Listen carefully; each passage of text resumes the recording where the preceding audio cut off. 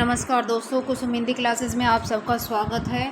तो आदिकाल के हमने 105 तक क्वेश्चन कंप्लीट कर लिए थे, 1 से लेकर 105 तक, जो पिछली परीक्षाओं में पूछे जा चुके हैं और आगे भी पूछे जाते रहेंगे। तो चलिए आगे हम स्टार्ट करते हैं 106 से।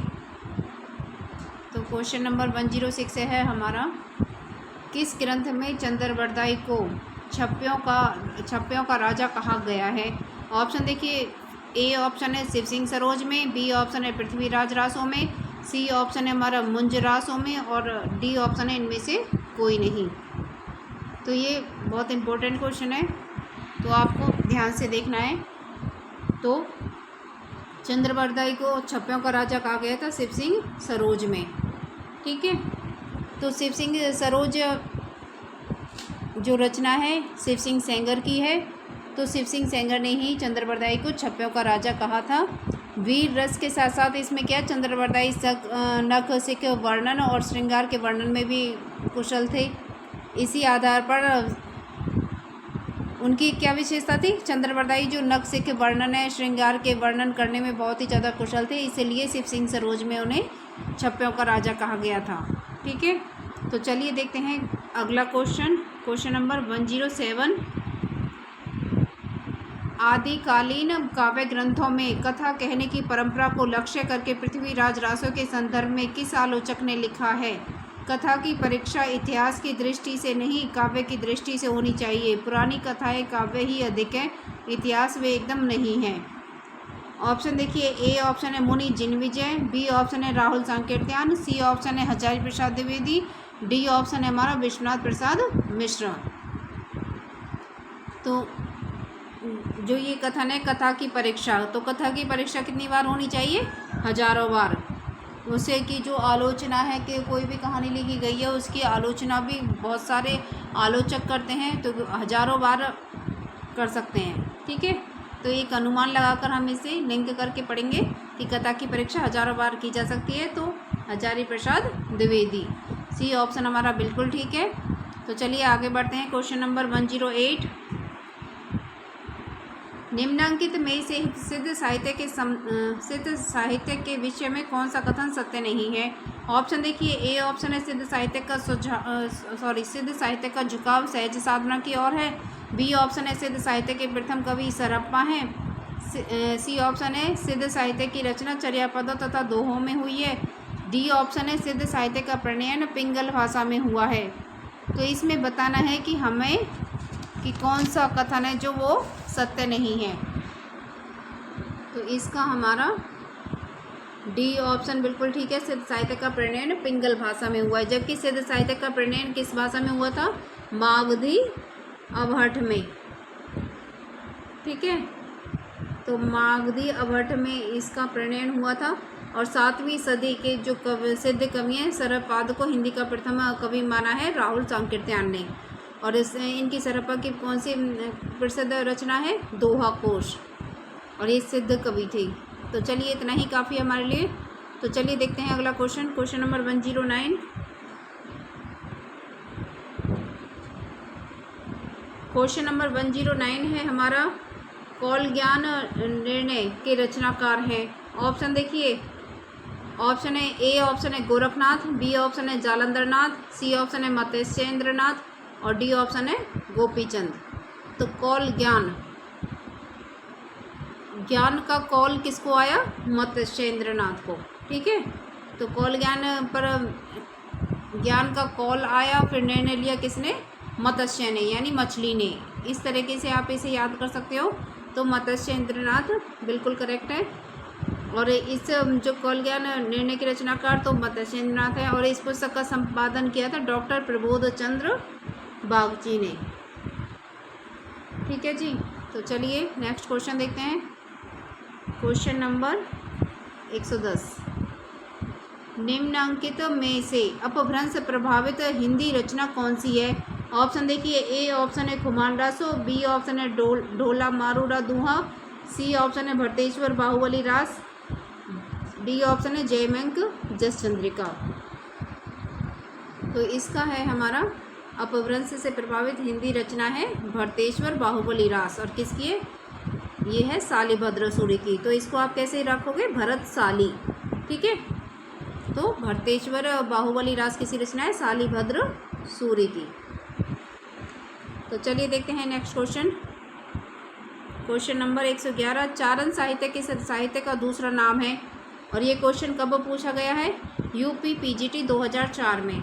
सारे जो क्वेश्चन है पहले परीक्षाओं में आ चुके हैं और इनमें से ही पूछे जाएंगे आगे की परीक्षाओं में भी, तो हमें इनको करना बहुत ज़रूरी है।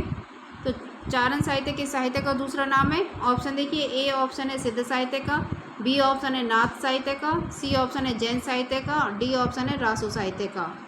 तो चारण साहित्य है रासो साहित्य का, डी ऑप्शन हमारा बिल्कुल ठीक है। तो चलिए देखते हैं नेक्स्ट क्वेश्चन। क्वेश्चन नंबर 112, आदिकाल को सिद्ध सामंत युग कहा है? ऑप्शन देखिए, ए ऑप्शन है राहुल सांकृत्यायन, बी ऑप्शन है आचार्य रामचंद्र शुक्ल, सी ऑप्शन है doctor Ram Kumar Verma, D option है जॉर्ज ग्रियर्सन।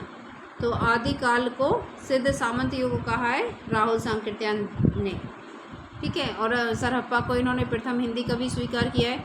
तो चलिए देखते हैं नेक्स्ट क्वेश्चन। क्वेश्चन नंबर 113, आदिकालीन हिंदी काव्यधारा में उपलब्ध नहीं है। ऑप्शन देखिए, ए ऑप्शन है जैन साहित्य, बी ऑप्शन है सिद्ध साहित्य, सी ऑप्शन है सिख साहित्य, डी ऑप्शन है नाथ साहित्य। तो आदिकालीन हिंदी काव्यधारा में कौन सा साहित्य उपलब्ध नहीं है? तो इसमें सिख साहित्य उपलब्ध नहीं है, सी ऑप्शन हमारा बिल्कुल ठीक है। तो चलिए देखते हैं नेक्स्ट क्वेश्चन। क्वेश्चन नंबर 114,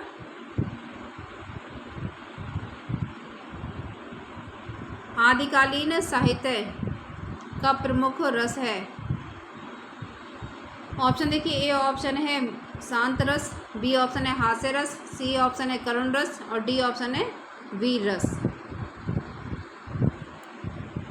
तो 114 का हमारा डी ऑप्शन बिल्कुल सही है, वीर रस। आदिकाल में वीर रस से परिपूर्ण कविताएं लिखी गई थी, रचनाएं लिखी गई थी। तो चलिए देखते हैं नेक्स्ट क्वेश्चन। आदिकाल को वीरगाथा काल के नाम से भी जाना जाता है और ये नाम दिया था किसने? रामचंद्र शुक्ल ने। क्वेश्चन नंबर 115 है, अपभ्रंश का वाल्मीकि किसे कहा जाता है? ऑप्शन देखिए, ए ऑप्शन है पुष्पदंत को, बी ऑप्शन है धनपाल को, सी ऑप्शन है शालिभद्र सूर्य को, डी ऑप्शन है स्वयंभू को। तो अपभ्रंश का वाल्मीकि कहा जाता है स्वयंभू को। ठीक है, तो चलिए देखते हैं नेक्स्ट क्वेश्चन। क्वेश्चन नंबर 116, किस विद्वान ने हिंदी साहित्य के प्रारंभिक काल को वीरगाथा काल नाम दिया है? ऑप्शन देखिए, ए ऑप्शन है जॉर्ज ग्रियर्सन, बी ऑप्शन है आचार्य रामचंद्र शुक्ल और सी ऑप्शन है राहुल सांकृत्यायन, डी ऑप्शन है डॉक्टर राम कुमार वर्मा। तो इसका जिक्र अभी अभी आया था। तो वीरगाथा काल नाम दिया था आचार्य रामचंद्र शुक्ल ने। इसे कैसे याद करोगे? राम वीर। ठीक है, तो चलिए देखते हैं next question. Question number 117, Chand Bardai किसके दरबारी कवि थे? ऑप्शन देखिए, ए ऑप्शन है महाराज हम्मेर के, बी ऑप्शन है महाराज बीसलदेव के और सी ऑप्शन है महाराणा प्रताप के, डी ऑप्शन है महाराजा पृथ्वीराज चौहान के। तो जो चंद्रबरदाई थे वो पृथ्वीराज चौहान के दरबारी कवि थे। तो चलिए देखते हैं, डी ऑप्शन सही है हमारा। अगला क्वेश्चन देखते हैं। क्वेश्चन नंबर 118, पृथ्वीराज रासो किस कवि की रचना है? ऑप्शन देखिए, ए ऑप्शन है चंद्रबरदाई, बी ऑप्शन है जगनिक, सी ऑप्शन है मुल्ला दाऊद, डी ऑप्शन है इनमें से कोई नहीं। ये क्वेश्चन पूछा गया था यूपी पीजीटी 2005 में। तो पृथ्वीराज रासो लिखी थी चंद्रबरदाई ने, ये इनके दरबारी कवि थे।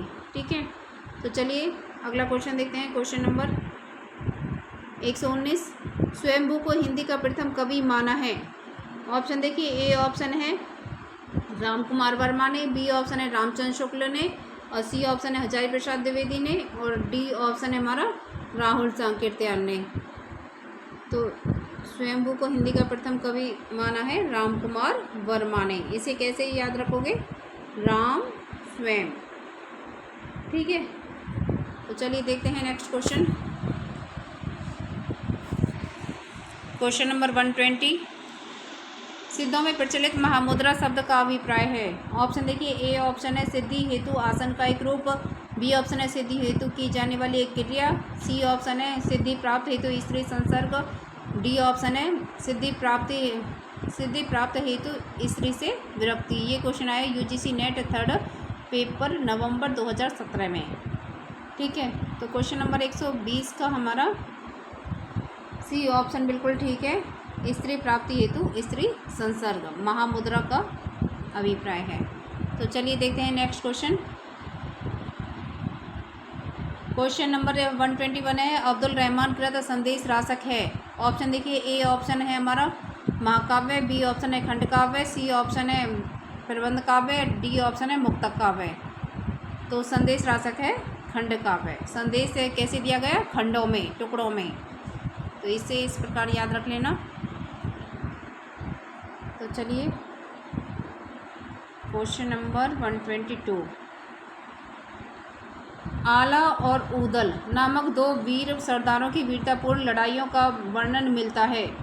ऑप्शन देखिए, ए ऑप्शन है परमाल रासो, बी ऑप्शन है पृथ्वीराज रासो, सी ऑप्शन है खुमान रासो और डी ऑप्शन है हमारा हमीर रासो।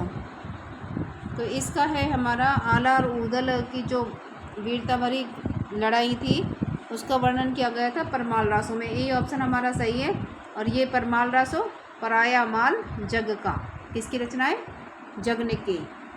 ठीक है, तो चलिए आगे देखते हैं। क्वेश्चन नंबर 123 है हमारा, नाथ पंथ के प्रणेता कौन थे। ऑप्शन देखिए, ए ऑप्शन है आदिनाथ, बी ऑप्शन है मच्छंद्रनाथ, सी ऑप्शन है गोरखनाथ, डी ऑप्शन है चुनकरनाथ। तो क्वेश्चन नंबर 123 का हमारा सी ऑप्शन बिल्कुल ठीक है, गोरखनाथ। नाथ पंथ के प्रणेता कौन थे, गोरखनाथ।